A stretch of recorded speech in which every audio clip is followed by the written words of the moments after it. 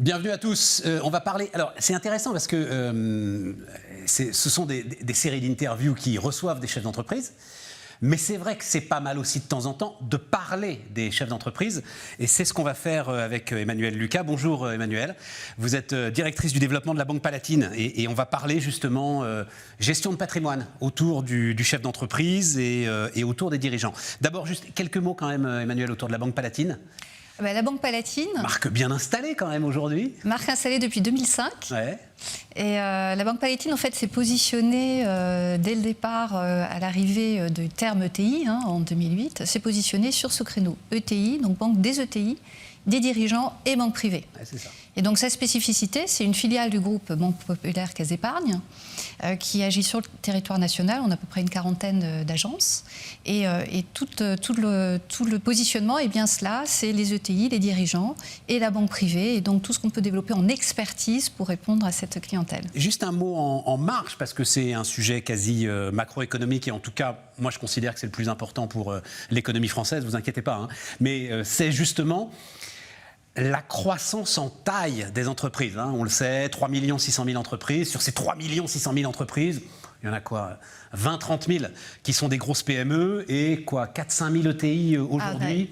Effectivement, c'est tout l'enjeu d'ailleurs de l'économie française, c'est de faire grossir les PME, qui sont des ETI en devenir, et puis d'accompagner ces ETI qui sont à l'intermédiaire entre effectivement la PME et la grande entreprise, et qui ont des besoins de grande entreprise. C'est ça. Voilà. Parce que c'est elles qui portent l'emploi, la croissance, la capacité de résister au choc. Elles sont aussi, je crois que c'est important pour vous, c'est quand on dit elles sont dans les territoires, alors pour le coup, avec les ETI, ça veut dire quelque chose, les territoires. Oui, tout à fait. Elles sont dans les territoires. C'est aussi en lien avec nos tissus industriels, puisqu'on a beaucoup de TU qui sont industriels et qui sont effectivement ancrés dans tout le territoire national, ce qui n'est pas toujours facile pour elles. On sait les problématiques de recrutement que peuvent avoir certaines d'entre elles.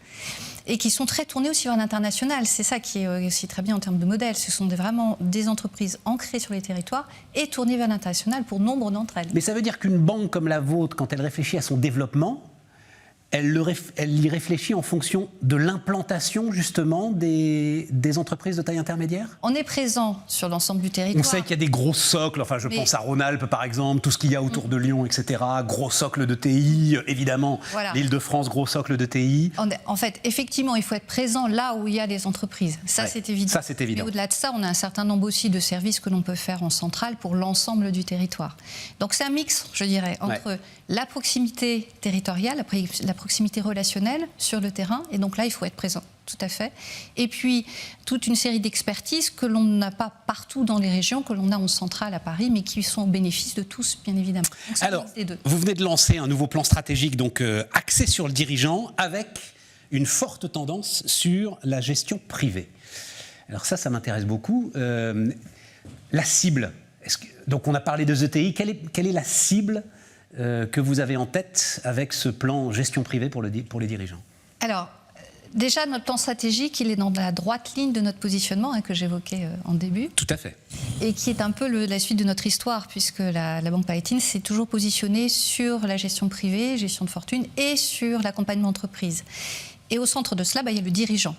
Et le dirigeant l'accompagne sur l'ensemble en fait, de ses besoins, dans la sphère privée et la sphère professionnelle. Donc notre plan stratégique, en fait, il assoit et il affirme ce positionnement. Et en particulier, il conforte le pan privé de notre positionnement. Et en l'occurrence, on a en particulier reprécisé ce qu'on appelle, nous, notre cœur de cible sur la partie privée. Donc ce sont soit les chefs d'entreprise qui ont des chiffres d'affaires de plus de 5 millions d'euros, soit des particuliers qui nous apportent, qui nous confient plus de 250 000 euros d'avoir, soit des particuliers qui disposent de plus de 150 000 euros de revenus par an. Ça, c'est notre cœur de cible. Ouais, c'est très intéressant. Et puis, pour le coup, c'est précis. C'est-à-dire 5 millions d'euros, quand vous parlez des entreprises, ça, c'est pour l'accompagnement des besoins financiers et des besoins de structuration de l'entreprise. C'est ça, 5 millions d'euros. Ça, c'est pour l'accompagnement privé. Ça, c'est pour l'accompagnement privé du dirigeant. D'accord. Voilà, puisque nous sommes positionnés au-delà pour la partie entreprise. Mais ça veut dire qu'un dirigeant... Non, mais ça m'a... Parce que c'est quoi les besoins de ces dirigeants aujourd'hui? Alors, ça, c'est une bonne question. Et est-ce qu'il y a une fracture entre celui qui dirige une boîte qui fait 5 millions d'euros de chiffre d'affaires et celui qui, j'en sais rien, fait 3,5 millions d'euros de chiffre d'affaires? Alors, effectivement, il y a toujours une limite. Oui, quand c'est on ça. fixe un chiffre. Il faut à un moment mettre un Ça chiffre. peut être un peu en dessous, ça peut être au-dessus, bien sûr. Mais bon, il y a toujours quand même cette frontière. Non, ça m'intéresse parce que Bismarck doit être à peu près à 4,5 millions, 5 millions d'euros de chiffre d'affaires. Vous voyez, donc voilà, à un moment, je me pose un certain nombre de questions. Allez-y, pardon, je plaisante. Non, mais tout à fait. En fait, on ne peut pas dire qu'il y a vraiment de besoins spécifiques et communs à tous pour un dirigeant. Il y a autant de types de dirigeants, finalement, qu'il y a aussi de types de sociétés. Puisqu'on a des sociétés capitalistiques, entrepreneuriales, familiales. Tout à fait. De la même manière, les dirigeants ont des besoins singuliers qui leur sont propres et qui conjuguent plus ou moins sphère professionnelle et sphère privée. En revanche, on a fait une étude récemment, là on a interrogé certains de nos clients dirigeants, et il y a quand même des points communs. Il y a un point commun, c'est notamment la bataille du temps. C'est-à-dire qu'en fait, il ne faut pas faire perdre de temps à un dirigeant. Exact. Encore plus qu'un client classique, et c'est normal d'être exigeant vis-à-vis de sa banque, mais là c'est encore plus le cas, il faut faire vite et bien. Et quand on creuse un peu, on voit qu'il y a 3 attendus principaux. Le premier attendu, c'est l'expertise. L'expertise, ça veut dire que j'ai en face de moi des interlocuteurs qui comprennent facilement et rapidement mon besoin, ce que je suis, mon contexte, et qui m'apportent avec la bonne expertise la bonne solution. Pour résumer, je dirais, c'est la bonne solution, le bon conseil pour un besoin bien compris. Le deuxième attendu, c'est la facilité. C'est-à-dire qu'il faut que le process, il faut faciliter le quotidien et que ce soit efficace. Il faut que l'opération se déroule rapidement, efficacement, qu'il n'y ait pas de heurts. Toujours un peu cette logique de temps et d'efficacité. Et puis le troisième attendu, alors ça c'est particulièrement logique dans une relation bancaire, c'est la fiabilité. Puisque là, c'est la sécurité des données, c'est la confidentialité. Ouais. Et c'est également aussi la relation dans la durée, c'est-à-dire que ma banque soit présente quand j'en ai besoin, au moment où j'en ai besoin dans la durée. Donc c'est une relation aussi dans la durée. Sur ces questions de sécurité, le fait dans un grand groupe, vous l'avez dit, BPCE, Banque Populaire Caisse d'Épargne, c'est un net avantage. Oui, voilà. C'est un net avantage. L'avantage du positionnement de Palatine, c'est qu'on a moins de 1200 collaborateurs. On a 14 000 clients entreprises, 55 700 clients particuliers. C'est finalement une banque de petite taille, de moyenne taille. Ça, c'est aussi un atout pour nous, puisque du coup, on a une certaine agilité. Vous allez me dire que vous avez le meilleur des deux mondes. Exactement. C'est le meilleur des deux mondes. Et adossé à un groupe puissant, et en termes d'investissement, et notamment informatique et digitaux, c'est extrêmement important. Tout à fait. On peut avoir un exemple pour illustrer un petit peu votre modèle, justement ? Un exemple d'opération, je peux vous en donner plusieurs, notamment autour de l'activité de ce qu'on appelle le financement des dirigeants. Dans le cadre de la vie d'une entreprise, augmentation de capital, des cadres dirigeants sont appelés à devenir actionnaires, et bien ça demande du financement, puisqu'il faut débourser pour se rendre acquéreur de ces parts ou de ces actions. Donc on peut proposer le financement. Sont ouverts à ce moment-là des comptes titres PEA ou PME en fonction d'éligibilité. Et donc c'est un prêt sur lequel sont adossés les fameux comptes titres. Donc c'est 2 opérations que l'on fait régulièrement à ces occasions-là. Et il n'y a pas de sujet à accompagner l'entreprise dans sa structuration, son développement, et accompagner le dirigeant. Non, il n'y a pas de... Il n'y a pas de sujet. Il n'y a pas... Pardon, mais je réfléchis comme ça, il ne peut pas y avoir à un moment un conflit d'intérêts, justement, entre eux. Alors, il y a un point important, c'est la confidentialité des données.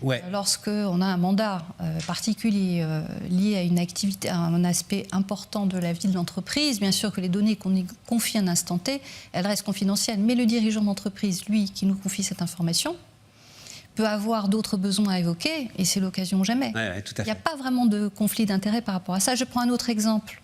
Dans le cadre d'un LBO, un dirigeant qui dégage du cash à cette occasion-là, l'entreprise, la banque peut être partenaire financier de l'entreprise parce qu'elle participe à cette opération de LBO sur le volet financement. Tout à fait. Mais peut tout à fait accompagner le dirigeant pour lui proposer, et c'est ce que nous faisons, des placements adaptés et la meilleure allocation pour placer cet argent qui a été dégagé par l'entrée d'un fonds, par exemple, au capital.